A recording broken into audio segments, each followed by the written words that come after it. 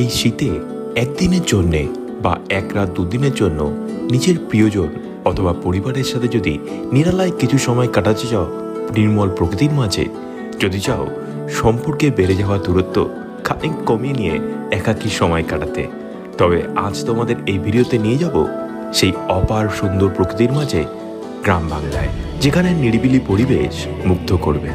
ভিডিওটা শেষ অবধি দেখো, সমস্ত ইনফরমেশন এখানে পেয়ে যাবে।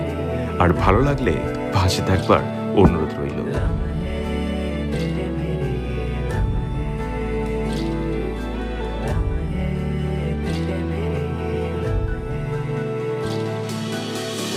Hi friends, welcome to my new blog. কেমন আছো সবাই? আশা করি তোমরা সবাই ভালো আছো, সুস্থ আছো। আজকের ভিডিওতে আমি তোমাদের নিয়ে যাব একদিনে বা এক রাত দুদিনে ঘুরতে যাওয়ার একটা জায়গা, যেটি কিন্তু কলকাতার খুব কাছেই অবস্থিত। কলকাতা থেকে মাত্র 2 ঘন্টায় তোমরা এখানে পৌঁছে যেতে পারো। তো চলো দেখে নেওয়া যাক আজকের এই ভিডিওতে কোথায় আমি যাচ্ছি। অবশ্যই, এবং সঙ্গে অবশ্যই থাকবে এখানে কিভাবে আসবে, কোথায় থাকবে, কি খাবে, যাবতীয় বিবরণ। তো চল ভিডিওটা দেখি। তো তোমরা যারা আমার চ্যানেল তাদের বলি আমি সৌমজিৎ, তোমরা দেখছো Bombay blog channel. So keep watching my channel and subscribe. সবুজ প্রকৃতি দেখতে দেখতে আমরা রওনা দিলাম আমাদের আজকের গন্তব্যে। যদিও বাসে তোমরা এখানে চলে আসতে পারো, ট্রেনের সম্পূর্ণ জার্নি করা যায় না, বাকিটা তোমাদের বাসে যেতে হবে। তোমরা এখানে কিভাবে আসবে সেই ব্যাপারে বিস্তারিত বিবরণ কিন্তু ভিডিও শেষে তোমাদের জন্য থাকবে। 45 মিনিট বাইক জার্নি করে আমরা এখন এসে পৌঁছালাম গাদিয়ারা, যেখানে আজকে আমাদের গন্তব্য। এখানে কিন্তু এই পাড় ধরে চলতে দারুণ লাগবে, আর এখানে বেশ কিছু কিন্তু থাকার ব্যবস্থাও রয়েছে। তো সেগুলো তোমাদেরকে শেয়ার করে নেবো। এখানে এসে তোমরা একদিনে ঘুরে চলে যেতে পারো, অথবা এখানে একদিন থেকে তোমরা এখানকার স্থানটা উপভোগ করতে পারো। মানে গ্রামে কিন্তু এরকম ভাবে খড় কাটা পড়ছে গরু গৃহপালিত পশুদের খাওয়ার জন্য। বেশ সেটা গ্রামীণ পরিবেশ এখানে দেখতে পাবে। তোমরা যদি মোটামুটি একদিন না থাকো, তাহলে কিন্তু এই পরিবেশটা বা এই জায়গাটা ফিলটা তোমরা পাবে না। এর জন্য কিন্তু অবশ্যই তোমাদের একদিন এখানে থাকতেই হবে। আর একদিনে যদি ঘুরে যাও, একদিনে ঘুরে গেলে অবশ্যই আসা যায়। তবে সকালবেলা আসো, সকালবেলা এসে সারাদিন ঘুরে বিকালবেলার দিকে তোমরা বেরিয়ে পড়ো আবার বাড়ির দিকে। বাট তোমরা যদি একদিন থাকো এখানে, থাকলে কিন্তু এখানে রাত্রিবেলাটাও তোমরা ফেস করতে পারবে। কীরকম সুন্দর এখানে রাত্রিবেলাটা লাগে, বা ভোরবেলাটা উঠলে কীরকম লাগে, সেই জায়গাগুলো কিন্তু তোমরা ফেস করতে পারবে। এই হচ্ছে গাদিয়ারার বিখ্যাত সেই মোহনা। এই মোহনাটা কিন্তু অসাধারণ। ওইদিকে সূর্য অস্তগামী, আর তার সামনেই আমরা এই মুহূর্তে দাঁড়িয়ে আছি। আর সবচেয়ে বড় কথা, এই নদীটা কিন্তু 3টে নদীর সংযমস্থল, অর্থাৎ যেটা হলো কিনা গঙ্গা, ভাগীরথী, হুগলি, যেটাই বলো তোমরা, তো সেইটা। আর ওই পাড়টা দামোদর, এবং আরেকটা সাইড দক্ষিণ 24 পরগনা, যেটাকে নূরপুর বলা হয়। তো ওইখানটা কিন্তু ভাগীরথী বা গঙ্গা রয়েছে। আর এই পাড়টায় রয়েছে কিন্তু আমার সামনে, এটা কিন্তু রূপনারায়ণ। তো 3টে নদীর মোহনা কিন্তু এখানে রয়েছে, তার জন্য এই পাড় কিন্তু বিশাল। আর ওই পাড়টা দেখাও যাচ্ছে না, এতটা সাদা হয়ে আছে। এখানে কিন্তু বসার জায়গাও রয়েছে। তো এখন দেখছি বিকালবেলা অনেক মানুষ কিন্তু এখানে বসে রয়েছে।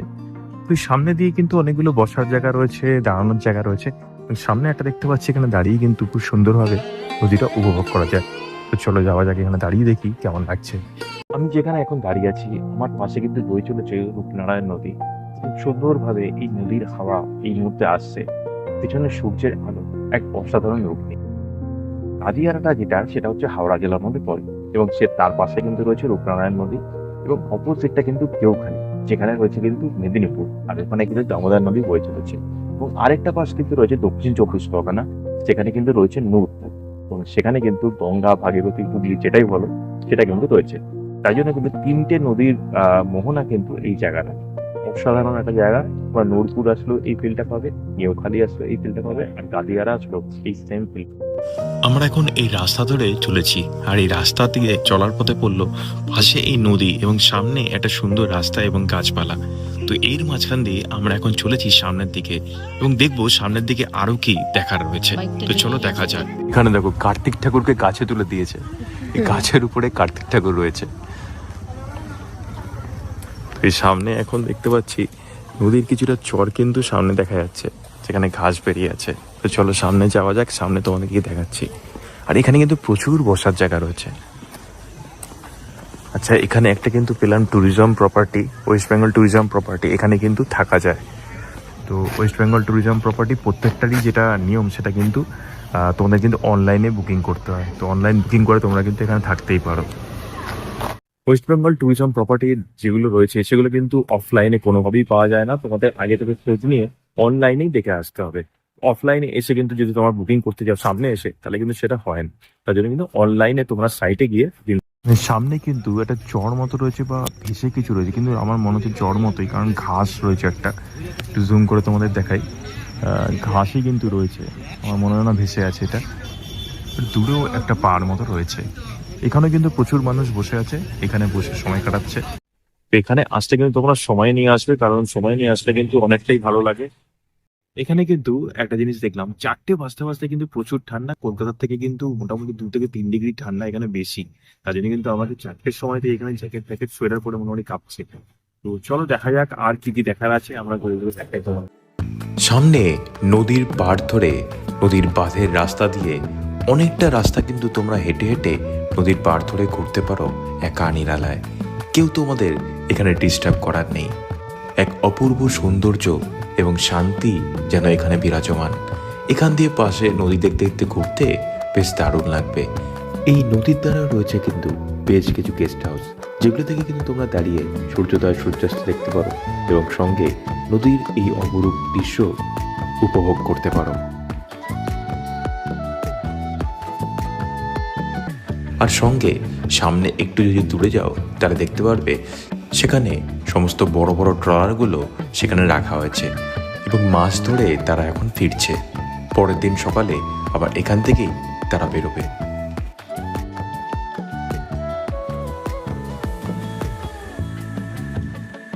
আমি এখন যেখানে দাঁড়িয়ে আছি, মানে এই দিকটা আমার ডান দিকে হচ্ছে, এই দিকটা কিন্তু গেউখালির দিকে লঞ্চ যাচ্ছে ওই পাড়ের দিকে।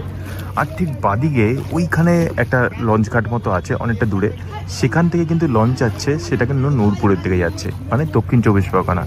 তো দুটো সাইডই কিন্তু এখান থেকে আমরা কভার করতে পারছি এইখানে দাঁড়িয়ে। মানে এই পাশে হাওড়া, আর হাওড়ার রূপনারায়ণ নদীর সামনে আমরা এখন দাঁড়িয়ে আছি। আর অপর পাশে কিন্তু 3টে জেলা, 3টে নদীর সঙ্গমস্থল এটা। মানে ভাবো এই জায়গাটা, মানে 3টে নদী আবার 3টে জেলা, এইভাবেই কিন্তু মিলে গেছে এখানে। তাই 3টে জেলার মানুষের কালচার বা স্বভাবসিদ্ধ আচরণ এবং নদীর আচরণ 3টে কিন্তু এক জায়গায় যেন হয়ে গেছে। তার জন্য এই জায়গাটা কিন্তু দারুণ লাগছে, আর আমার কিন্তু মনে থাকবে সারা জীবন। তোমরা পারলে একবার কিন্তু অবশ্যই এখানে ঘুরে যেও। এখানে কিন্তু নিচে নেমেও যাওয়া যায়। তো নিচে নেমে কিন্তু গঙ্গার জল কিন্তু উপভোগ করা যায়।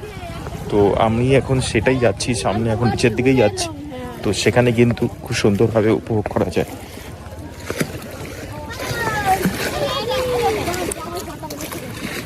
এই হচ্ছে গঙ্গার জল, কিন্তু এখন এই মুহূর্তে ঢেউ বইছে। সামনে ঢেউয়ের আওয়াজ শুনতে পাচ্ছ। সামনে কিন্তু এই বিশাল বিস্তারিত নদীটা। তোমাদের আরেকটা বিষয় বলে দিই, এখানে যে ওয়েস্ট বেঙ্গল ট্যুরিজম প্রপার্টির যেগুলো হোটেলগুলো রয়েছে সেগুলো কিন্তু একটু কস্টলি হয়, কারণ ওগুলো মোটামুটি ভালোই দাম। মোটামুটি 2800-2600 টাকা কিন্তু পড়ে যায় রুম ভাড়া। তো সেই বুঝে তোমরা সস্তায় যদি নিতে চাও তাহলে কিন্তু সস্তাতে এখানে কিন্তু অনেক রুম পেয়ে যাবে।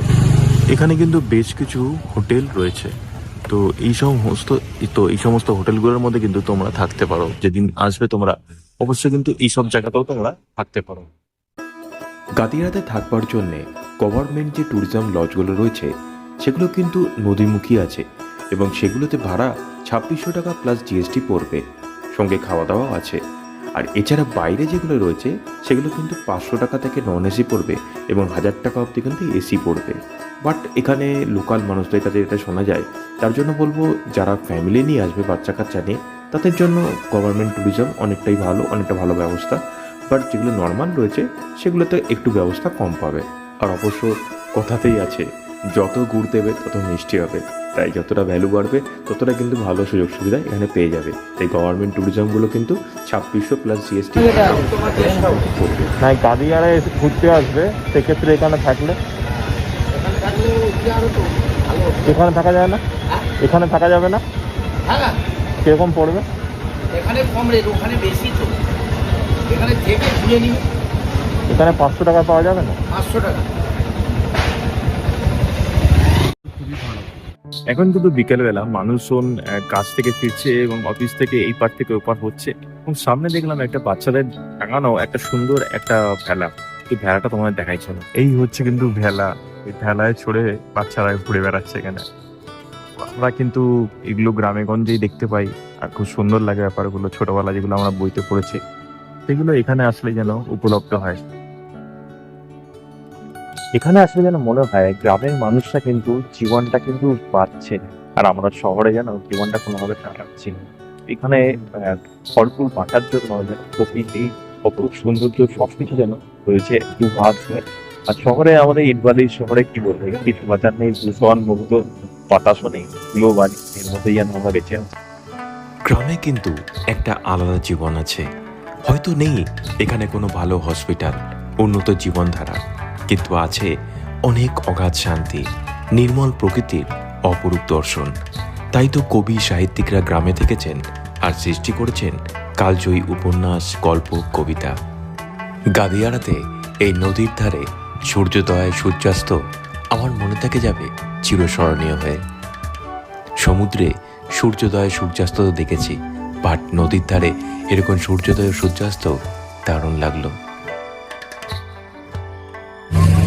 এখানে কিন্তু সুন্দর নৌকাগুলো ফিরছে, ভারতের পতাকা লাগানো। তো সেই জায়গাটাই দেখতে যাচ্ছি, এই জায়গাটায় চলো দেখা যাক কিরকম লাগছে। এই জায়গাটা পুরো চর মতো আছে, সম্ভবত এখন ভাটা। তো এই হচ্ছে জায়গাটা, দারুণ লাগছে কিন্তু। এখন সূর্যদেব অস্তমিত, তাই একটু আলো কম, বাট অসাধারণ লাগছে।